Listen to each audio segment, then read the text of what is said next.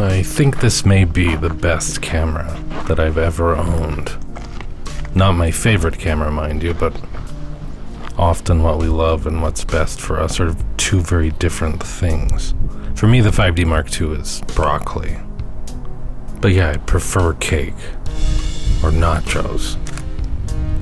But I mean, it was the best camera for me at the time.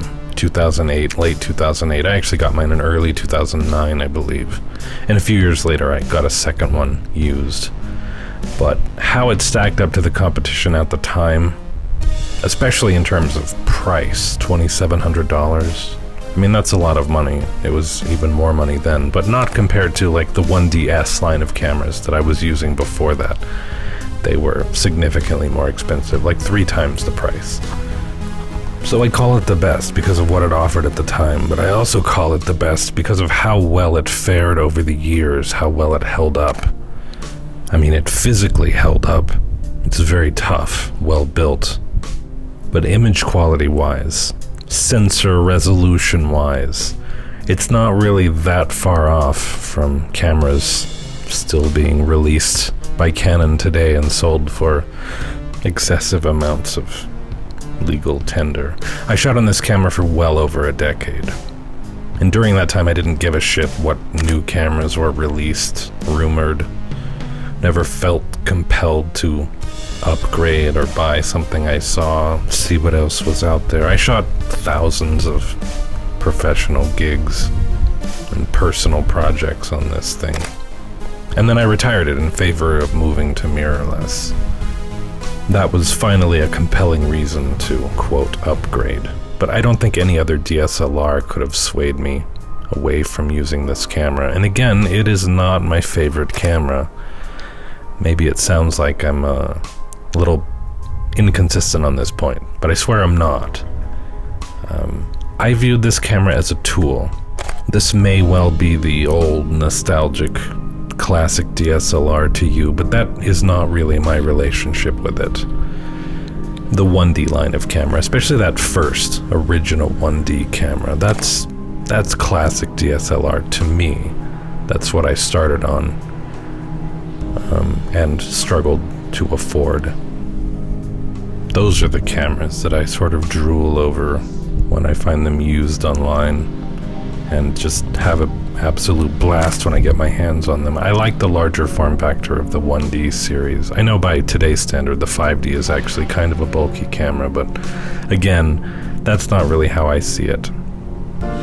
But this year I bought 3 different 1D cameras used.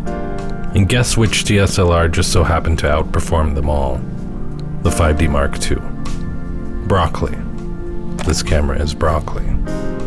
I want some other, sweeter, classic DSLR, but this is the one I should be using. But I just have so much fun with the other ones, and I just don't feel the same way about this camera.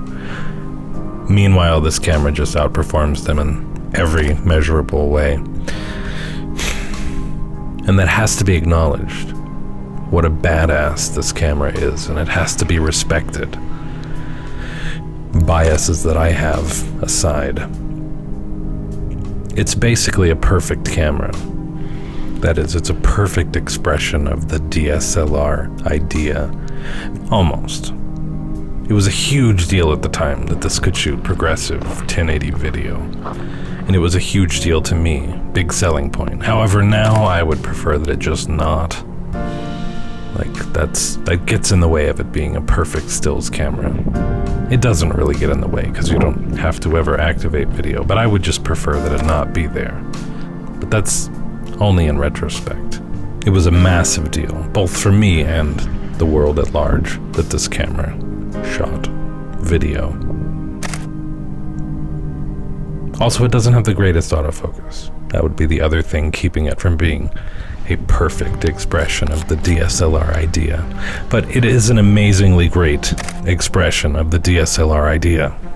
And a few months back, I got the 5D Mark II out of the closet, used it for the first time in years. And I remember being confused by the menu, and I think it's actually because, besides formatting the card, I literally never went into the menu. And That's kind of an amazing thing, because I basically live in the menu with my R5 that I shoot on now. It threw me, but it threw me in terms of its simplicity. Just what a great, simple, clear menu. I'm playing around with another old DSLR, much older, in fact, than the 5D Mark II. The menu is also simple, but it's shit. It is an awful menu with zero organization. But anyway, that's a weird dichotomy that exists within me, but it's born from just working my ass off to earn a living with this camera and basically not ever having that much fun with it. It came out in a particular part of my photography career. I was exhausted. I was burned out. I had accepted a studio manager position, which is antithetical to my being. I just want to create, not tell people what to do. Don't give a fuck what people do. But I had to be the adult in the room rather than the kid experimenting with their camera. That job effectively erased my soul. And I do kind of associate that with this camera. Unfortunately, it's not fair to the camera. The camera is amazing. But it caused me to feel nostalgic at that time for the 1D line of cameras, and that feeling sticks with me to this day. I had to fire a couple of people in that job. Ugh. Should have just quit myself. That's what I would do now. You know, all the praise I gave the 5D2 menu is true, but I just remembered something relevant. I remember why the menu confused me. It's because I'd gotten so used to the 1D menu. The entire 1D user interface experience is designed, for better or worse, you be the judge, around the idea that accidental selection should be prevented at all costs. Thus, serious holding of multiple buttons, kind of one button while you manipulate another, is incorporated all throughout the UI. It can be off-putting, actually, if you're not used to it. But you also get used to it fairly easily and kind of get into a groove with it once you are, and it honestly kind of feels right. But here's me gushing about the 1D again. Then I jump back to the 5D menu in the context of buying and testing out a bunch of 1D cameras, and I don't know, I was just accidentally selecting shit all over the place. Anyway, I do think Canon made the right choice in rethinking the obtuse nature of that 1D user interface, though I can't help it. I like it. But maybe that's the problem. I'm old and I like obtuse cameras, and the 5D2 is neither old enough nor obtuse enough to scratch that itch for me, and it's not a nostalgia darling, but it is just a fucking awesome, credible camera, even today as I record this, for such a good price, like $250 range, less if you get one a little bit beat up. I mean, holy shit. That is a ridiculously small amount of money for this camera, and that's why I never ended up selling mine, even though I have no use for them in particular. To me, they're just worth a lot more than that. That feels insulting to sell them for that price, so I'm hanging on to mine. Any question like, hey, can you shoot professionally with a 5D Mark II in whatever year? The answer will always be yes, of course you can, because it's a fucking great camera. I don't have fun in particular shooting it, but I don't have fun in particular shooting most cameras. Like, you find that rare camera that is just exciting to use, and that's great, but in my case, that is something very separate from the tool I'm going to use for work. I mentioned before that I'm currently shooting on an even older DSLR. I haven't decided whether or not I'm going to make a video around it, but I'm just doing it for fun. But that camera feels old. It feels slow. The screen is terrible. Not that I really care that much. I mean, it's all in the name of having fun, shooting on old gear. But this 5D Mark II has a big, beautiful, bright screen, very usable in full-on sunlight. Everything about this camera feels snappy. Firing off a bunch of 20 megapixel raw images in a row. I've never, not even once in all these years, had to slow down to wait for the buffer to clear on this camera. Granted, I shoot at a slower pace than many, but during certain parts of a wedding, I can get fairly rapid fire in my shooting. But this camera can handle it.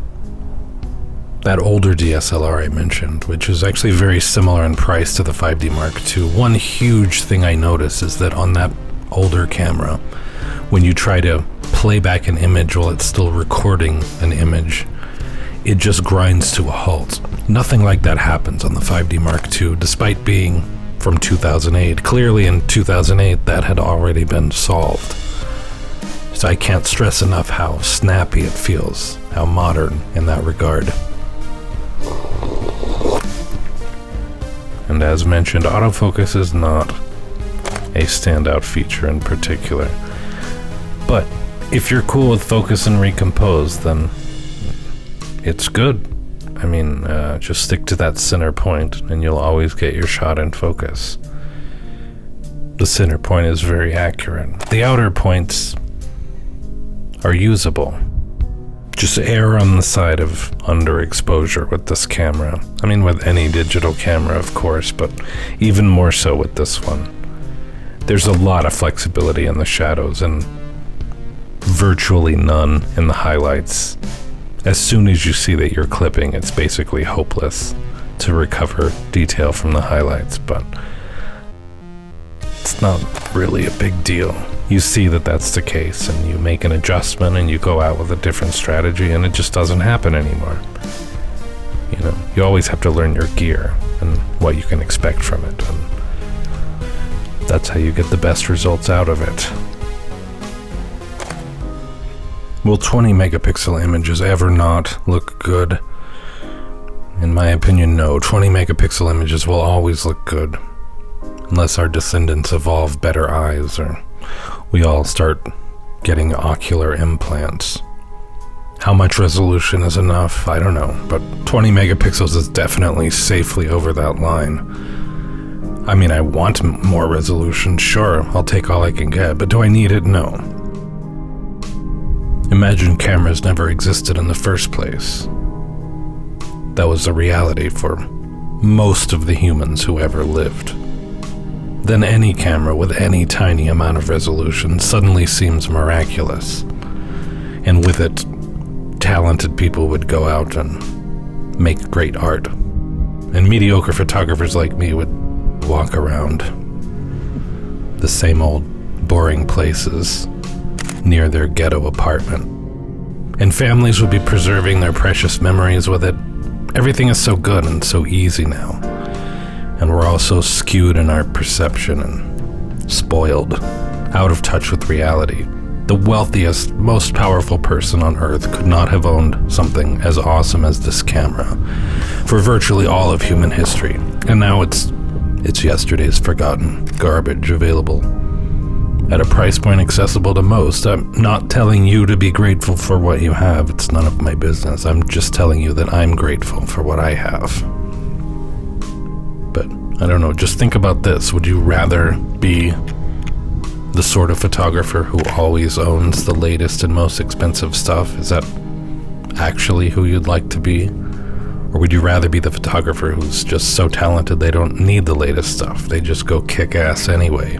Don't waste money and time on just trying to keep up with buying the latest stuff. If you want or need some new expensive piece of gear and you can afford it, great, do it. But I've always been more inclined to make do with what I have, even when I don't have to make do. Because I think there's great value in that. Art thrives when fighting against limitations, boundaries, and it tends to just kind of flicker out without them. Anyway, that's how I see it. But as they say, you do you. But if you make the mistake of asking for my advice, and you're looking for the most camera for the least amount of money, either because of necessity or choice, either for professional work or a hobby, this is the one I would recommend. 5D Mark II. It's an awesome camera.